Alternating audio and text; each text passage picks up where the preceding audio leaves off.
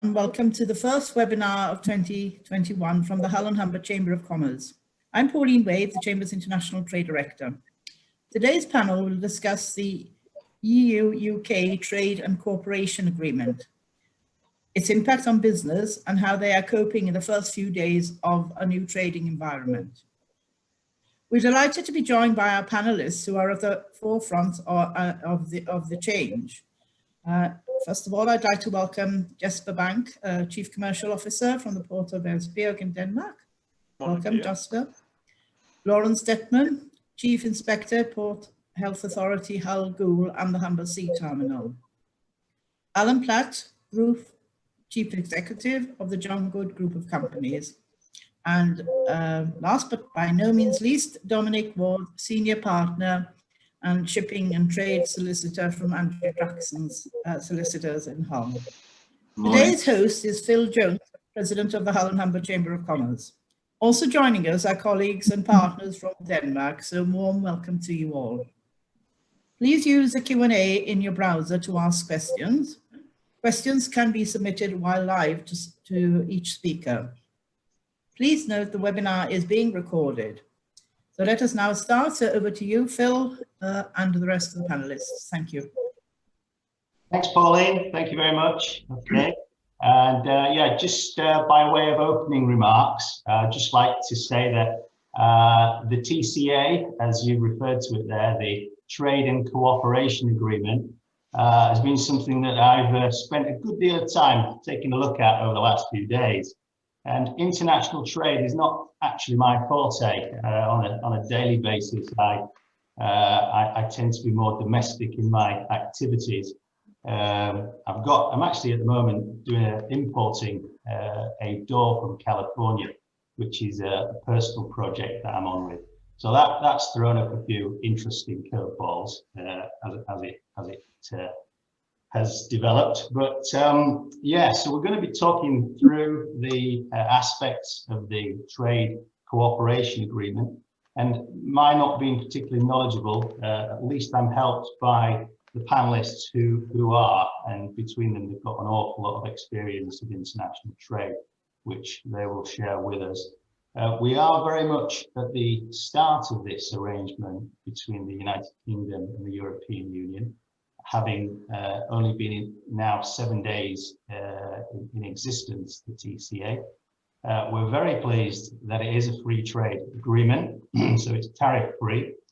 So there's it's a good positive start, but having read the TCA myself, I guess I have more questions than I do answers. So as we go through, please don't test me. If there are questions, I will throw those to the panelists, and my personal knowledge may not bear up to scrutiny. But as I say, I'm supported by 4 very knowledgeable individuals on the panel. And on that note, I'd like to introduce Lawrence Detman to talk about his experience in terms of international trade and to address a few of the points that were brought to us or highlighted on the circular that went out a couple of days ago. Lawrence, if I could just bring you in now, please, to talk around your subject. Thank you. Yes, thanks, Phil, and good morning, everyone, and a happy new year, if it's not too late to say that. Yes, and thanks, Pauline. My name is Lawrence Detman. I'm the Chief Port Health Inspector, so I'm an Environmental Health Officer by profession, and the Hull and Goole Port Health Authority has responsibility for the broad range of environmental health functions in the Humber, Trent and Ouse ports, apart from Grimsby and Immingham. That port health is done by North East Lincolnshire Council officers. So we liaise with them regularly, but they're not part of the joint board of Hull and Goole. The joint board arrangement has been a partnership sharing arrangement since 1887. And we're quite proud that it's still stood the test of time. We often hear local authorities talk these days about the modern innovation of partnership working. Well, I can tell you, and I tell anybody who listen, that it's nothing new. We've been doing it since 1887. and it works in a way that shares the cost of the port health function between several ports on the Humber, Trent and Doubs. And the board is made up of 3 local councils: North Lincolnshire Council, East Riding of Yorkshire Council and Hull City Council. So that's our constitution. As I say, I'm the Chief Port Health Inspector. I've been around with the authority since 1968. So those of you who are good at maths will realise that's quite a long time. I date from the middle of the last century, which is pre-Europe, pre-EU, and there's not many of us left who can say that.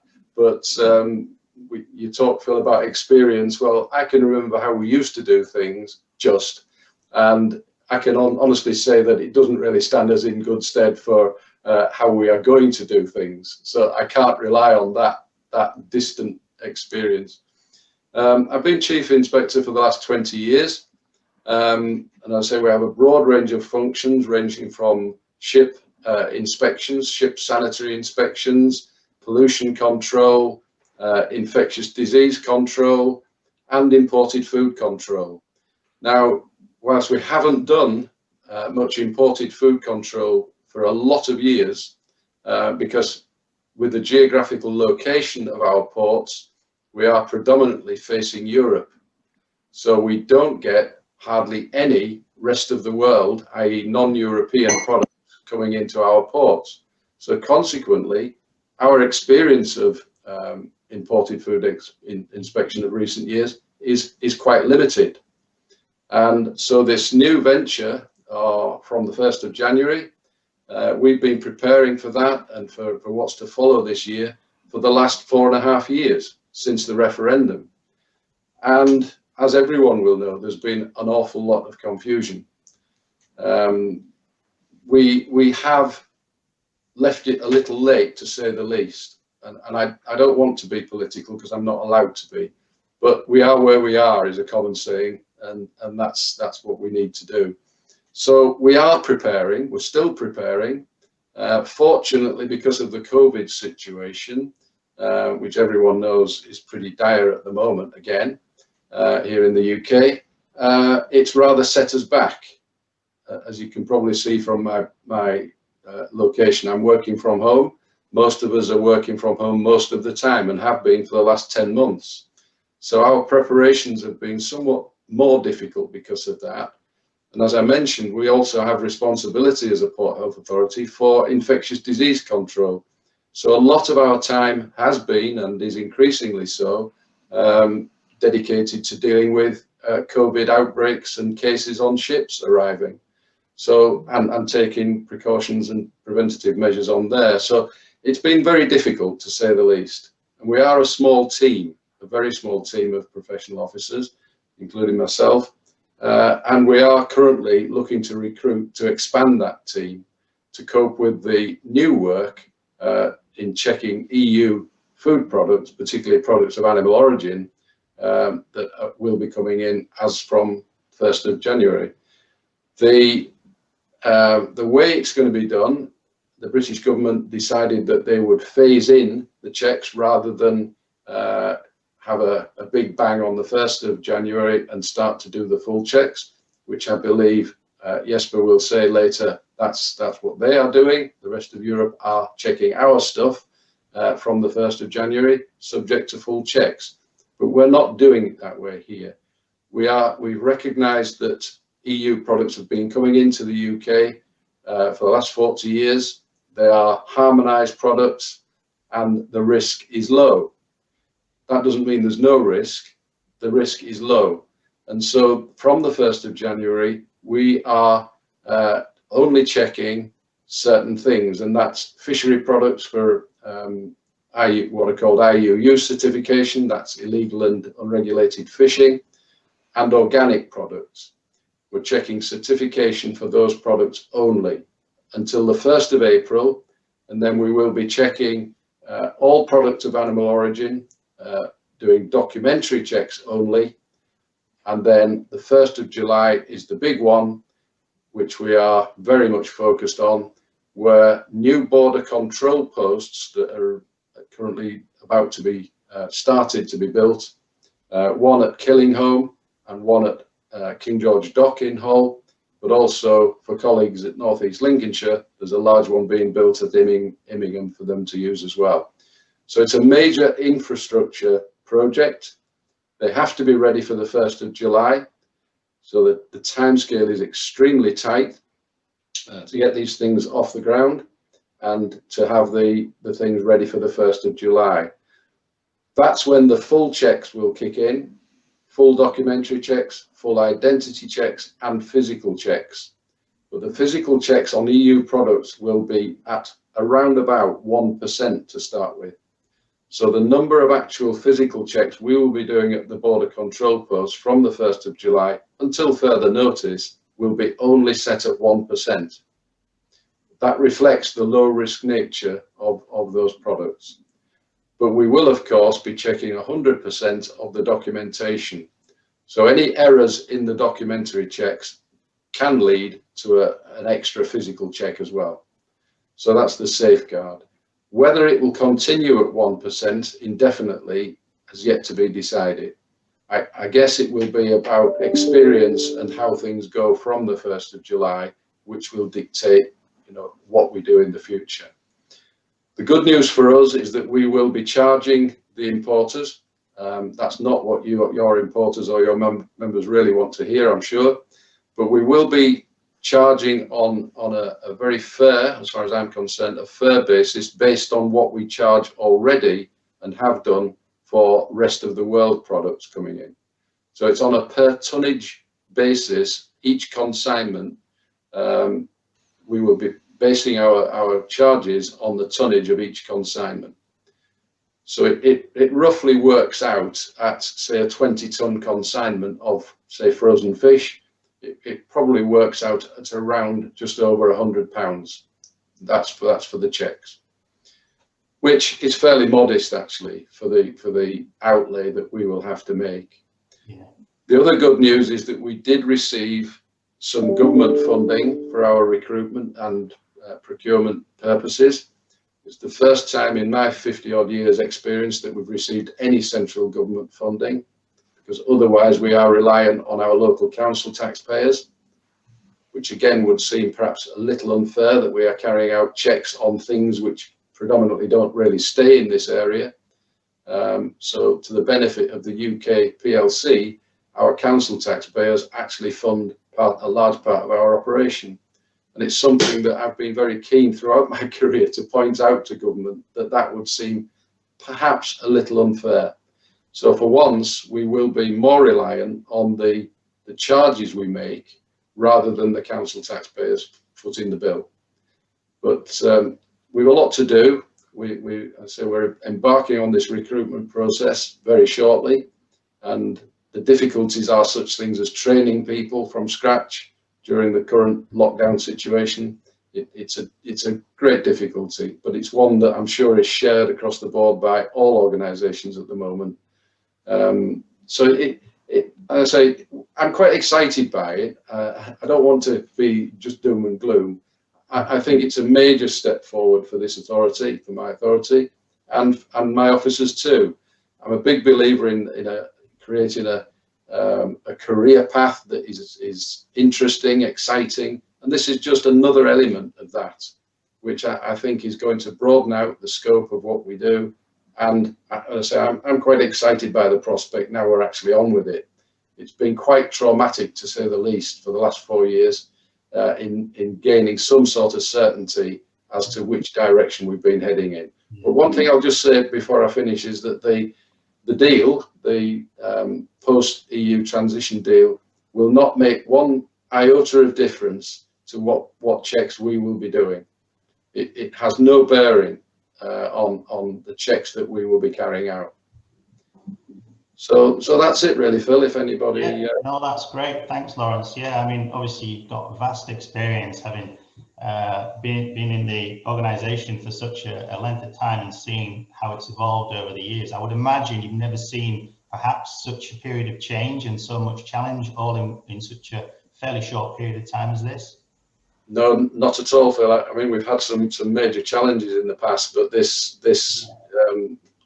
it pales into insignificance. Yeah, no, that's right. And it's interesting actually hearing you talk about the phasing in of the checks and the way that that's going to work, because reading the documentation in the TCA, there does seem to be quite good programming in terms of the thought of how things might be rolled out and done. So it's not a kind of drop off a cliff edge, which that's. So I think for the experience we've had this week, bearing in mind the 1st of January was last week, and then we had the weekend in between. So really the 4th of January, this last Monday, was the first day proper. Now things have been fairly quiet up and down the country through the ports. I understand we're not that. There was a lot of stockpiling pre-Christmas, and traditionally this is a lull in trade through the ports. So we're still not sort of counting our chickens, as it were. We're still in that sort of hiatus period where we perhaps have a false sense of security in saying that things have been fairly quiet this week so far. We've had a lot of inquiries because we know that a lot of traders and importers are quite concerned and worried about how to do things right, so that they're not shipping things and having them sent back, for example. So we are dealing with a lot of inquiries, and that's what we expected. But whether it'll be the same next week when things ramp up and things start coming through in bigger volumes, then we are as prepared as we can be for that. Yeah, no, that's great. No, thanks, Lawrence. Yeah, that's excellent. So a couple of questions have come in so far.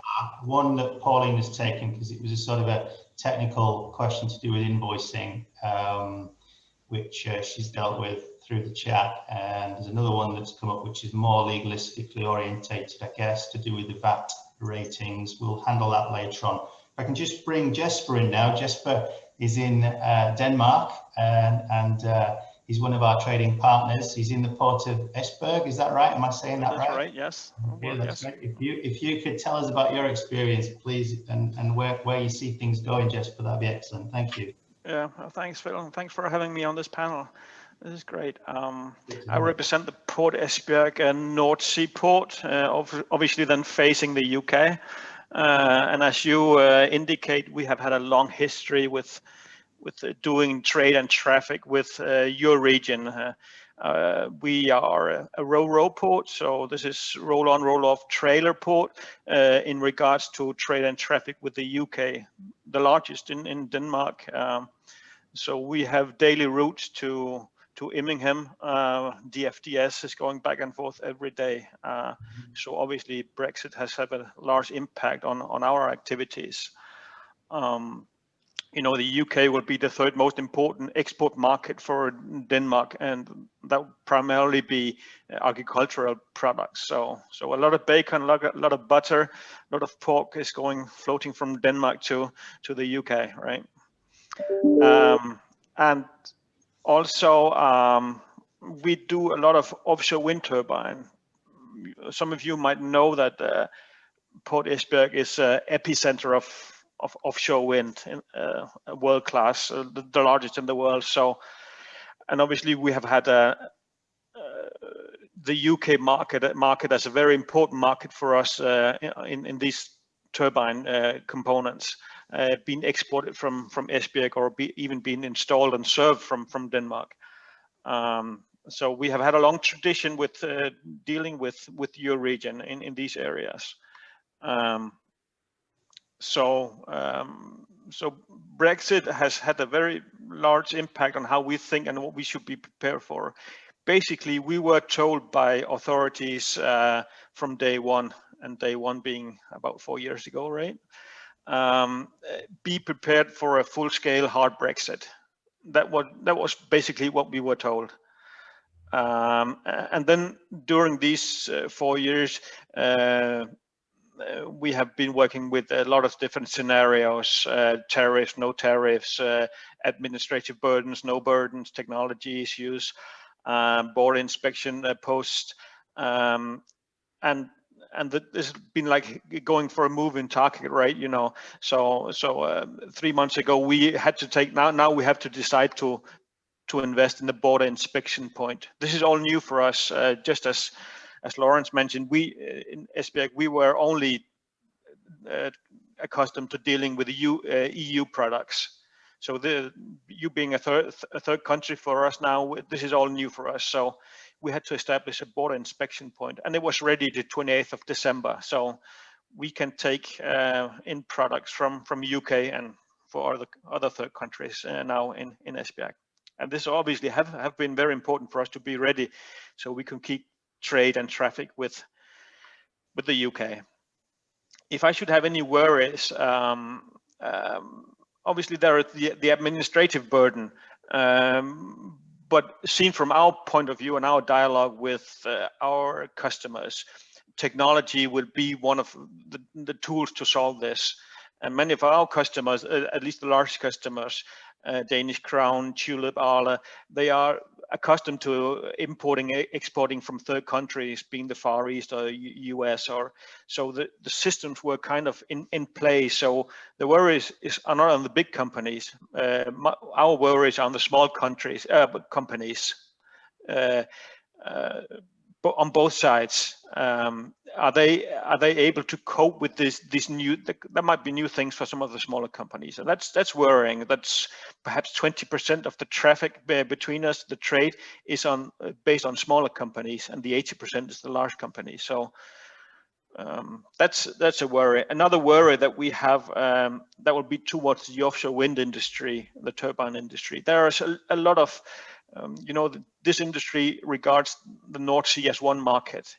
There has been no borders before, so we've been going back and forth between sea waters, and the wind, no barriers. This just flows across borders, right? But now we have to do, and the most difficult thing is the crew transfer. People going from one sector to another, one port to another, a German vessel with a Danish crew going to UK waters. This is going to be a bit complicated, and this is blurry as it is right now. And with the ambitions that all regions around the North Sea, both UK and Germany, Netherlands and Denmark, that we have in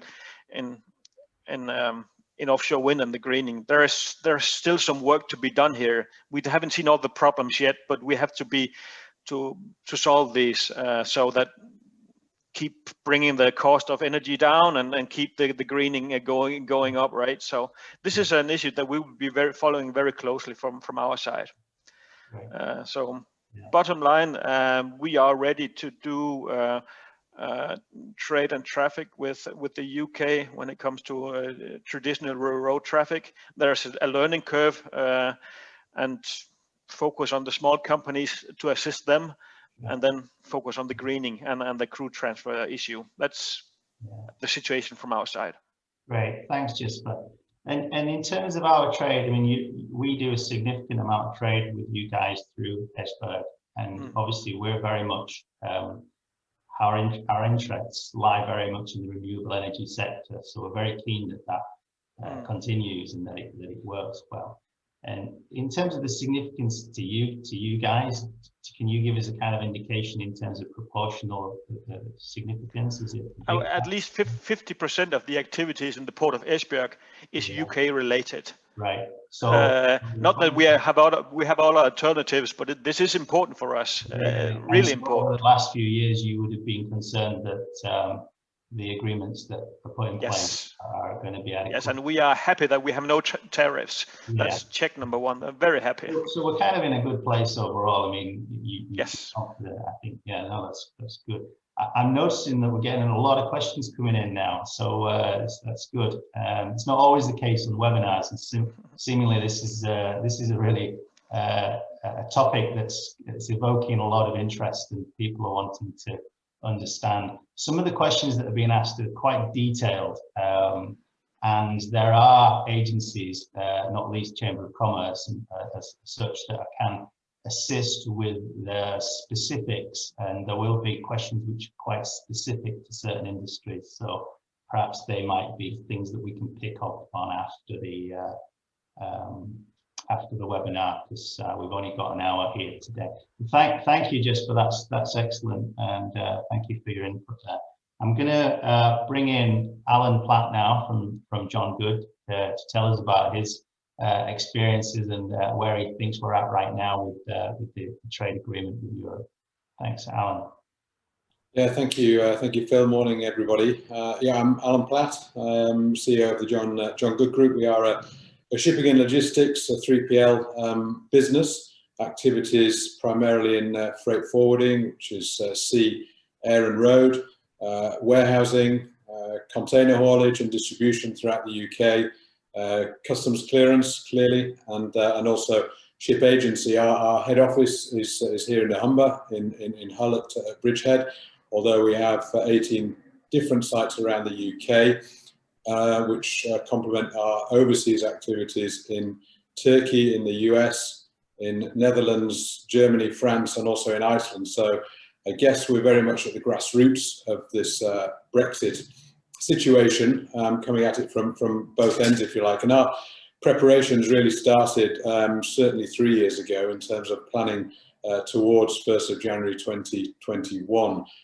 So over that period of time, we've developed a specialist Brexit team, which consists of about 30 people now. So that's been really encouraging, certainly for me and for the business, to be able to bring new opportunities, create new opportunities, new employment for people, not only in this area, but other areas throughout the UK. So that's an upside of Brexit for us. And at the same time, developing our IT infrastructure to support that, which I guess consists now of a suite primarily of 3 different options, which is an automation solution for large volume customers with lots of entries that need to be done. We've also created an online portal that customers are invited to use.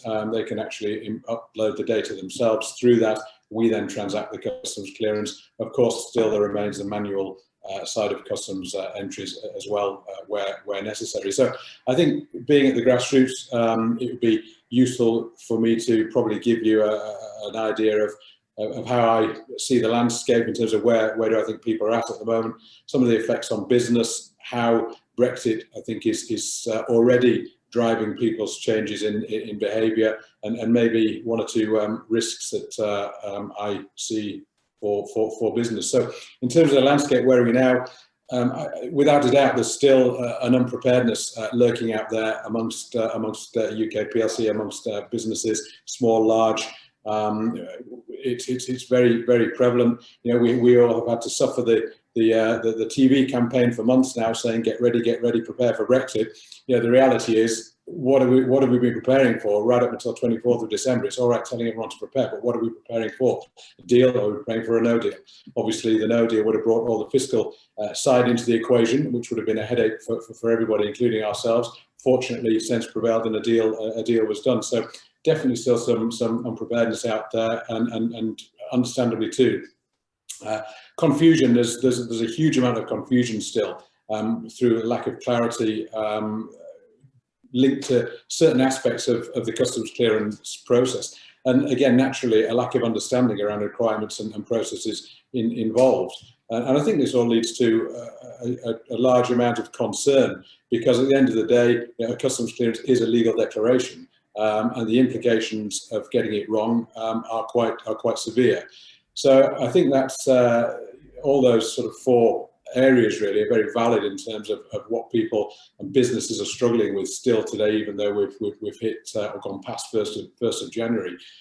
So in terms of what have we seen, how it's been affecting businesses, we've seen a lot of stockpiling going on. Brexit has encouraged stockpiling. People didn't want to be caught short on the 1st of January, so they've rammed product into the UK. Warehouses are absolutely rocking at the moment.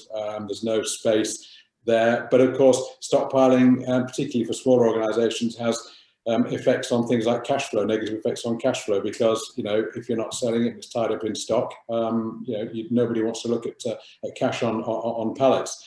Yeah. Aside of that, in terms of effects on business, you know, there's a huge additional administrative burden being placed on businesses now as paperwork in the form of customs clearance is required at both ends.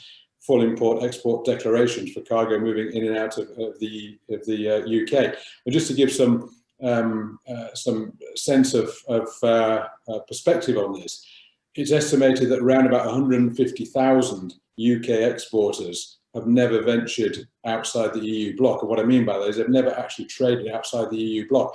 So this is a whole new learning curve for them. They've never had to deal with customs clearances before. 150,000 UK exporters is a huge, huge number. And the additional annual cost of this customs clearance work that needs to be done has now been revised upwards to around £7 billion per annum, which is going to cost UK business.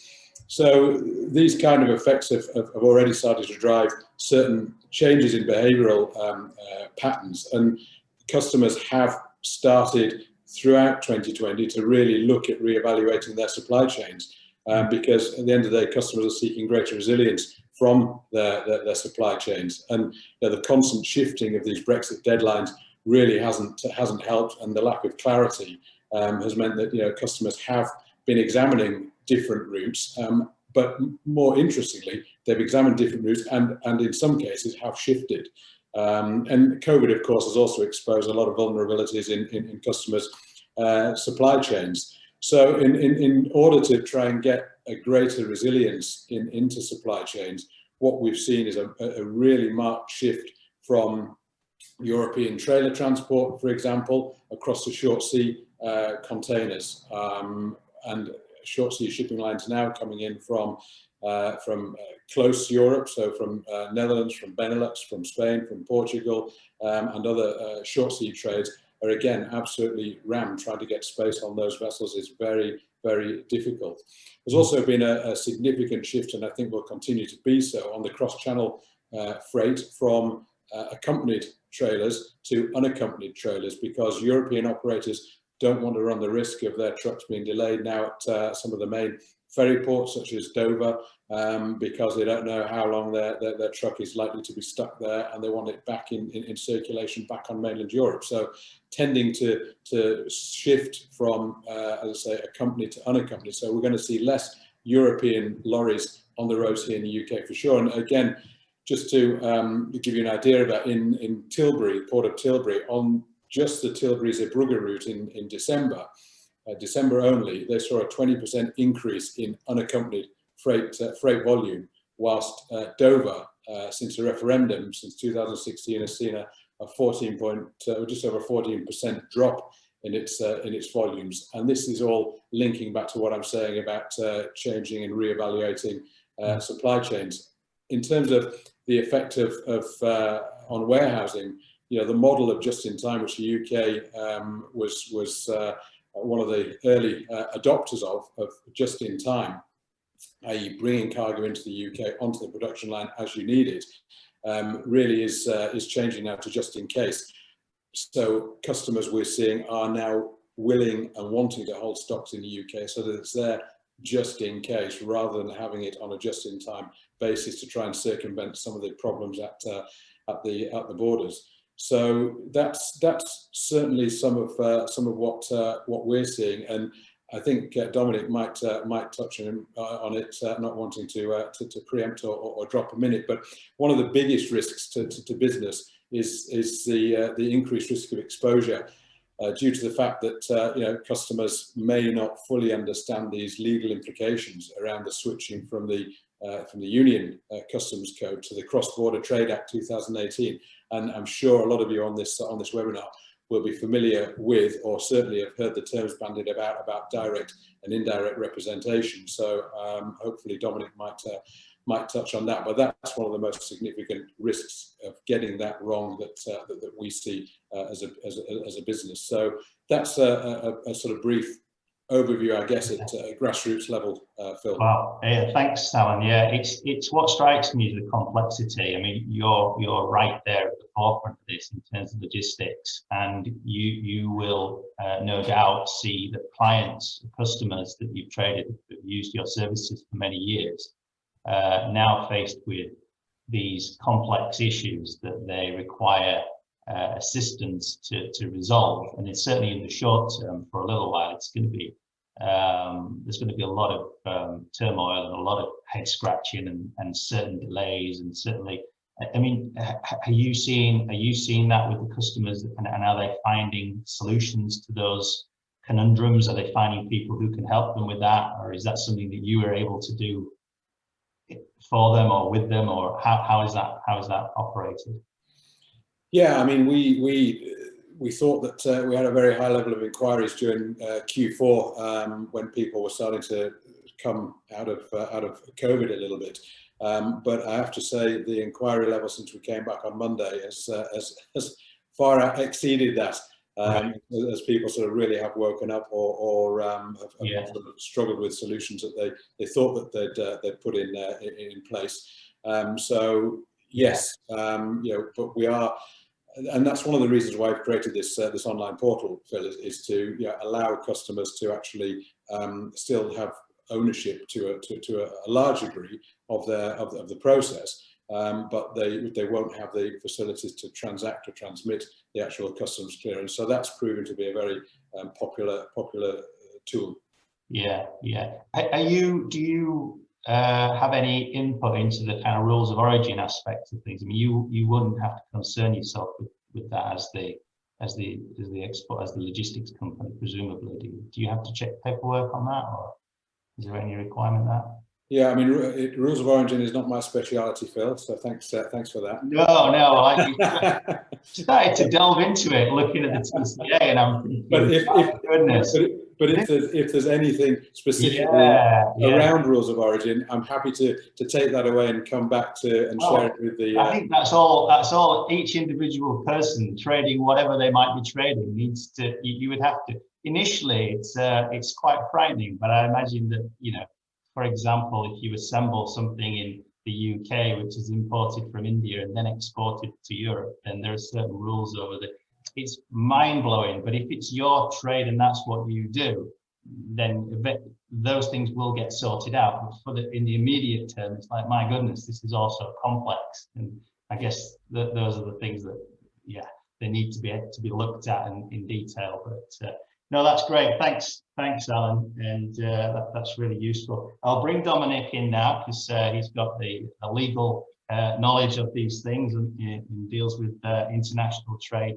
And Andrew Jackson solicitors. So Dominic, if you could give us your point of view on things as they stand, please, that'd be great. Thank you. Yeah, certainly, Phil. Thank you very much for asking me to join the panel this morning. I'm Dominic Ward, Head of Shipping and Trade at Andrew Jackson's and the Senior Partner there. Our view of Brexit has been very much shaped by the sort of client inquiries we've been receiving. We've noticed that a lot of businesses, quite understandably, were unable to really prepare in detail because, as Alan said, companies were unsure exactly what they were preparing for. In the autumn, the government updated in great detail its model for border checks and customs formalities. At that stage, there was also the prospect of tariffs coming if there was no deal. And as you know, that particular aspect, the tariffs, was only removed at the 11th hour. But the requirement to make declarations is very clear and was going to apply regardless of tariffs. And I think it's really that documentary regulatory burden that is of most concern to businesses who are not used to dealing with third country imports and exports. And as has been mentioned, the majority of local companies in this region predominantly trade with the EU. So this is all new. What I would say, although it's not much comfort at the moment, is that we have phased in our plans, the UK. So although declarations are required to be made from 1st January, they can be made retrospectively for most goods apart from controlled goods. And I mean, that to an extent only defers the problem, but nonetheless, as long as proper records are kept and so on, for most goods, the declaration can be made between now and July for goods that are coming in now. And that obviously helps because I think over time, as with all these things, what is now new and troublesome and very complicated, if we're honest, will become normal and routine over time. And it's this first period of 6 months, I think, where we've got to be really careful. Businesses have to be very careful to get it right. Rules of origin have been mentioned. I think that's going to be assuming huge importance in terms of getting documents right, because trading with the EU, historically, there's been no real requirement. Now we need to be able to declare where these goods have come from, and that means a fairly complicated picture emerges if you're not used to it. I'm not an expert on rules of origin, but I've obviously looked at it on behalf of some clients, and it is very complicated in terms of deciding whether goods can change their origin, for example, by being processed in the UK, and exactly how that's documented. It will require businesses to spend time and money making sure they get that right. What does all this mean really in terms of risk? Well, like any risk, when you're in a contractual relationship with a trading partner, this risk needs to be identified and dealt with in the agreement between the parties. And I think my message really to businesses is review on the terms upon which you're buying or selling goods with the EU. Up to now, because the documentary requirements have been virtually non-existent, it's not a huge issue really in terms of who was required to do what. But now I think where the documentary requirements are quite burdensome, and the risk of goods being delayed or rejected, is there. I think you need to review what Incoterms you're buying and selling on to try and clearly identify whether seller or buyer is responsible for the documentary requirements, and which of those two parties is going to bear the risk of any consequent delay or additional cost in trying to unravel some of these problems. So that's really sort of my view of it all. We've had some inquiries from all sorts of things that have emerged out of the woodwork. A good example was a client with a labelling issue for a product which they've been exporting to the EU for years. And they realised that the European Union country where they sell most of their product requires the importer to be on the label of their product. And so they have had to look at how best to deal with that, including potentially setting up a company of their own in that jurisdiction, so that their labels in their bagging plant can be printed with one single named importer rather than the 20 or 30 that they sell to there. Yeah. Those sort of little quirks are important to try and identify and resolve. And it's interesting what Jesper said, which is that although the UK have phased in our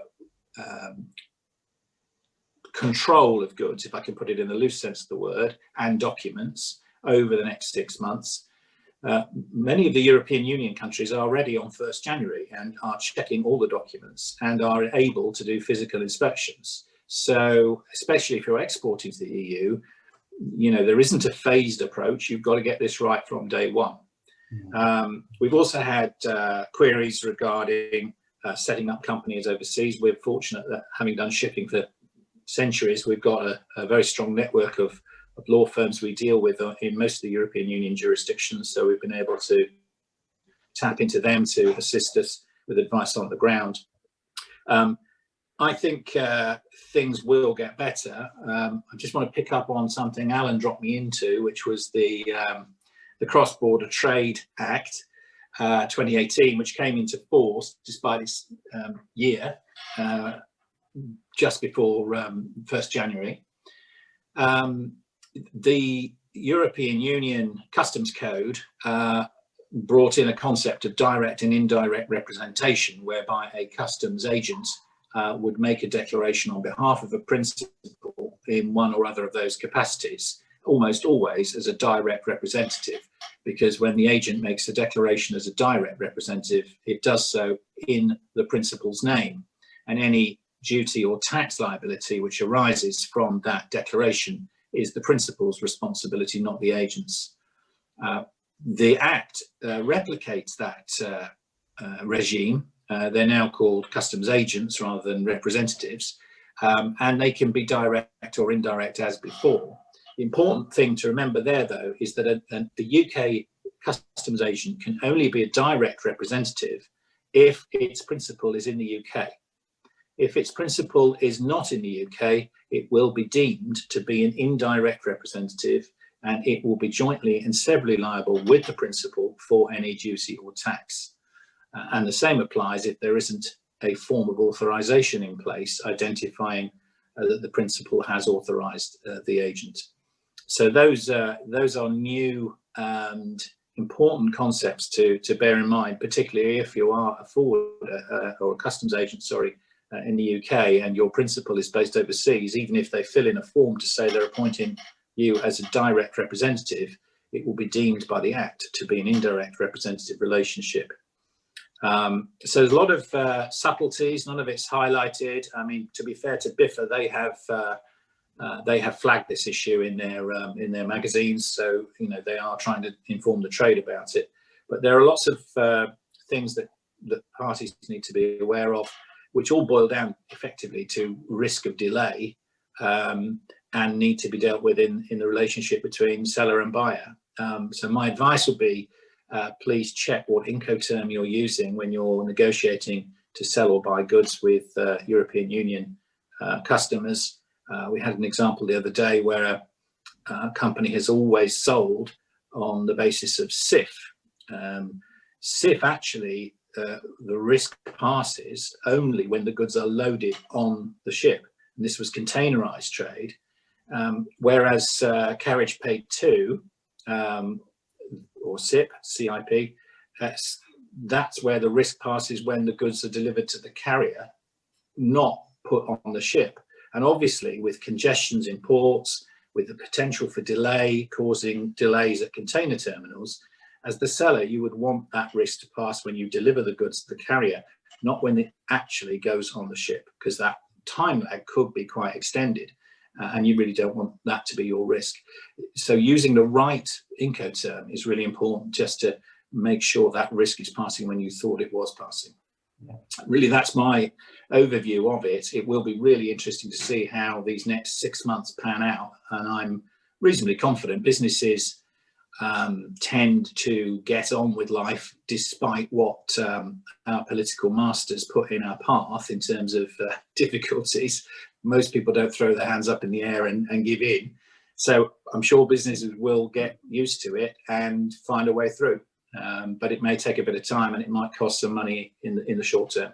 Yeah, thanks, Dom. That's really good. That's really good insight. Thank you. And yeah, I mean, it's like there's so much complexity in terms of some of the things that you're talking about there, and each one sort of needs to be dealt with in its own right by those people who it affects. And so it's quite difficult in terms of our discussions to be able to deal with all of the specific complexities, the questions that there might be.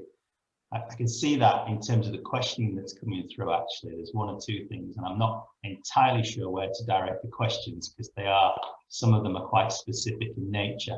There's one regarding the zero rating of VAT. I don't know whether this is something you would know about, Tom, but the questioner is asking if they're correct in thinking that business consumer sales to EU clients will now be VAT zero rated. Well, I'm pleased to tell you I'm not a VAT expert, so but at the risk of ducking that question completely, pretty sure we can find out. Somebody would. Well, absolutely. What I was going to say is I do have a colleague in the office who does deal with VAT, so that's not a problem. I can pick that up and deal with it offline. I think somebody else has actually asked the same question. There's a question come through, which Alan, I don't know whether you want to comment on this. It's to do with on-road transport. The question is saying EU and UK hauliers will be able to carry cargo to and from any point of the other party's territory, apparently. I think that's right, yeah. But already exports to Italy are facing customs issues in France. I don't know whether you're aware of that. It's something you had to... I think some of that largely will depend on where the trailers, where the cargo is actually being cleared. If it's being cleared on arrival in Calais or Le Havre or any other French port, then effectively it should at that point then be in free circulation. If it's not, then it'll need to be moving on a transit guarantee, T form, as we call them. So I think some of that is dependent on where the cargo is being nominated to be clear. Yeah, I've got it. Okay. And again, you know, there's going to be, the question is asked, and I'll sort of answer their own question in the sense of, will this get ironed out, or is it likely to be a long-term problem? And I suspect there's going to be lots of little things like this that occur, you know, in the short term that can be dealt with and ironed out. Somebody else has asked about standards, quality assurance checks to be carried out at the ports. Lawrence, is this something you've got any knowledge of? Would quality assurance checks be carried out at the ports? Not by us, Phil. No, we operate on fairly well, narrow parameters, shall we say, that either foodstuffs coming in are fit for the market, fit for human consumption, or not. Yeah, it's quite narrow, as I say. Yeah. So what constitutes unfitness can be not just a physical state of a consignment, but the failure of the documentary check. And my view is that because we will be doing so few, as I mentioned, 1% thereabouts, physical checks, the greatest difficulties potentially will be with getting the documents right. You mentioned transits, somebody mentioned transits, and that's one of the things that is one of the many things that are still very uncertain to us, is what will transits be in terms of rest of the world transiting the EU and arriving here. And they can only, as far as products of animal origin are concerned, they can only come in from January the 1st through a border control post. And obviously we don't have border control posts in our area until the 1st of July. So people will have to be very careful that they don't route transits of products of animal origin through the wrong ports, because they will be rejected as illegal imports, and nobody wants that. No. Okay, no, thank you. I mean, the question on standards, actually, from my reading, it seems that this has been an area within the TCA which has been omitted in terms of setting out any framework for standards. And I suppose, you know, we have an agreement with the EU, or we've had a long established agreement in terms of standards. And at the moment, my understanding is there hasn't been any particular sort of change made to that from a regulatory point of view. No, that's fine. I'm just scanning through the questions that have come in, and I think there was a question, I can't seem to find it now, but I saw somebody asked about the renewables sector, and Jesper, whether there's any particular challenges that you're facing in terms of the renewable sector. I think you touched on that in what you were telling us earlier in the discussion, but somebody's asking, find it. Yeah, actually, it would also be the issue around the smaller companies. There are large players in the companies, but once you move into the more localized service of wind farms, service of vessels, which there are a lot of companies around ports are kind of localized or have activities in a few ports, and they might get some issues here that they are simply too small, too inexperienced with. They're inexperienced with the administrative work of vessel standards and how to handle this. So also here I could be worried about the smaller companies. I found the question now. It was on the chat, not the Q&A, and it says, to Jesper in particular, apart from crew transport, what other major challenges are there for offshore wind industry as a result of Brexit and the trade cooperation agreement? Are service ports more likely to be affected negatively, have to overcome bigger challenges? That was the...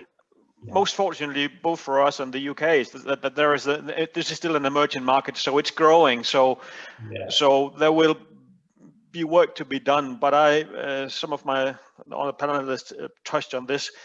There will be some experience curves here. There will be some cost associated with this, which we'll have to face on both sides. And again, I think that unfortunately there'll be some smaller companies not able to cope with this one North Sea market with a border in between. Yeah. Okay. No, that's thank you for that. Okay. Well, we've only got 5 minutes left on the webinar, so I just ask each of you to make some closing remarks, perhaps in terms of your thoughts. I'd like to think that maybe there's potentially opportunity as we are right now, as we look at the future. And I think if anybody got thoughts in terms of opportunities, you might want to elaborate on that. Lawrence, could you? Yeah, just very briefly, Phil, because I know I haven't got long left, but I am very much an optimistic person by nature, believe it or not. I've had to develop that through the testing times we've been through, but yeah. I am optimistic, and I do see that there are opportunities there for us all. It's just finding the way through the maze, and it is indeed. It's like walking through treacle or syrup, because at each touch and turn, one problem then spawns another, it seems. Yeah. And the thing that I would say is that we are very reliant, as I think somebody said earlier, on technology. Yeah. And we've lost a lot of our European, or most of our European systems. People will be familiar, some people will be familiar with the traces system. And that is the import-export system for particularly foodstuffs. And we've lost that. So we've had to develop our own IPAF system, as it's called, the UK system, and that is up and running. But that needs to integrate with more systems. We are not going to integrate that with GVMS, for example. And I see that as something that is a little bit of a problem, or a major problem, because we will be heavily reliant on the information supplied to avoid what everybody wants to really avoid, and that is delays at the ports. And no matter how hard we work to try and get through the checks, I can see that without the necessary infrastructure as far as IT is concerned, that if we don't get the timeliness of information supplied to us by importers and shippers, and I saw a question there about some ports not being on the inventory system. Mm. I'm very much aware of that, and I'm pushing that with DEFRA like mad to say that, Destinate, for example, not all ports are on that, or an equivalent system. And our systems will rely heavily on the information systems. Yeah. So that there's a lack of joined up thinking still in how this is going to work. Okay, thanks, Lawrence. I'll bring Hesper in now just for any final remarks, if you would. Well, I would follow Lawrence as far as we've been positive. Yeah. We have been dealing with the UK since the Vikings. So I think that we'll get over this. So again, going back, it's the general economy in the UK that might be a more concern of ours and the smaller companies being able to trade with us. But basically, we are positive that these obstacles with administration and quality assurance and inspection, we'll manage that. That's great. No, and I think it's important we keep on building our relationship and our trading. Yes. Yeah. Great. Alan, would you like to close with some remarks, please? Yeah, just I think sticking with the sort of optimistic approach, I think for sure there will be opportunities. As we strike our own trade deals, there'll be opportunities to trade globally in new markets. There'll for sure be less regulation. A lot of the red tape hopefully will be removed, which will help businesses to save money, get products to market more quickly. And I think for domestic trade, imports have become more and more expensive since 2016, since the referendum. So there must be a huge opportunity here for domestic trade, things that are made here in the UK to thrive. Yeah, excellent. Thank you. Dominic? Yeah, I mean, we're all singing from the same hymn sheet, but I think in terms of the immediate problems that we face, I'm optimistic that those will be overcome, because businesses tend to do that. And I think, what's very new and different for us at the moment will become, more common, and we'll get used to it. So I'm reasonably optimistic that the initial problems will be overcome, and we'll hit our stride. Yeah, no, excellent. Thanks to everyone. I just want to say thank you to you all for taking part today. It's been excellent. I think we've got a lot of knowledge there around the panel. It's really useful. So thank you very much for being part of this. Thanks also to Pauline Wade and David Merritt at Chamber for organising today's webinar. And on behalf of the Chamber of Commerce, I'd just like to wish everybody a happy and prosperous 2021. So thank you all. See you soon. Bye for now. Thanks, everyone. Thank you. Cheers. Bye.